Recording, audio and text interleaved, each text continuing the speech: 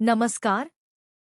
Bihar dresser की जो बहाली स्वास्थ्य विभाग के द्वारा निकाली गई थी, जिसका परिणाम भी जारी हो चुका है, उसमें skill India, society act, trust act और कंपनी एक्ट से प्रशिक्षित अभ्यर्थियों को बाद में चयन प्रक्रिया से बाहर किया जा रहा है।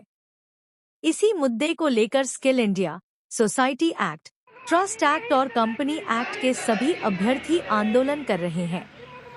इस संबंध में हम लोग स्वास्थ्य मंत्री जी से भी मिले और बीटीएससी कार्यालय जाकर भी अपनी बात रखी।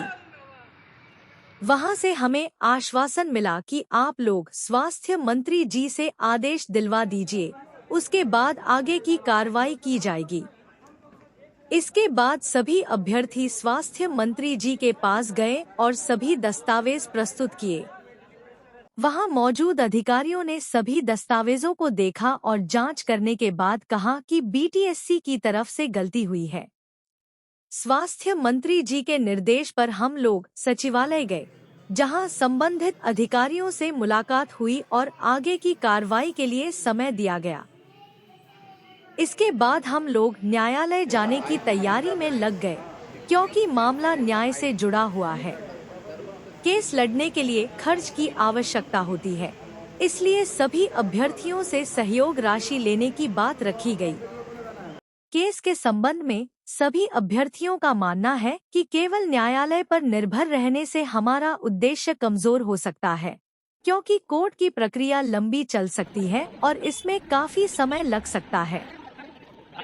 इसलिए जिस प्रकार पहले सभी अभ्यर्थी एकजुट होकर स्वास्थ्य विभाग, स्वास्थ्य मंत्री जी, बीटीएससी कार्यालय एवं अन्य संबंधित अधिकारियों के पास जाकर अपनी बात रख रहे थे, उसी प्रकार आगे भी सभी को मिलकर हर स्तर पर प्रयास करते रहना चाहिए।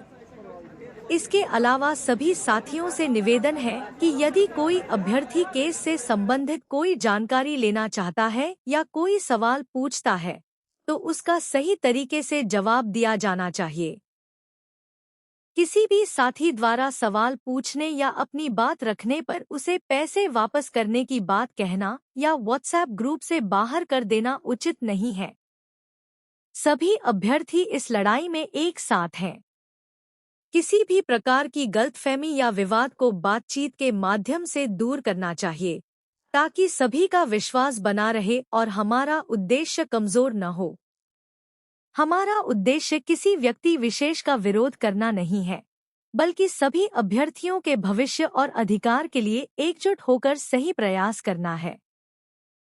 सभी साथियों को आपसी मतभेद दूर करके एक साथ मिलकर आगे की रणनीति बनानी चाहिए, ताकि हमारा पक्ष मजबूत रहे और सभी अभ्यर्थियों के हित में उचित निर्णय हो सके।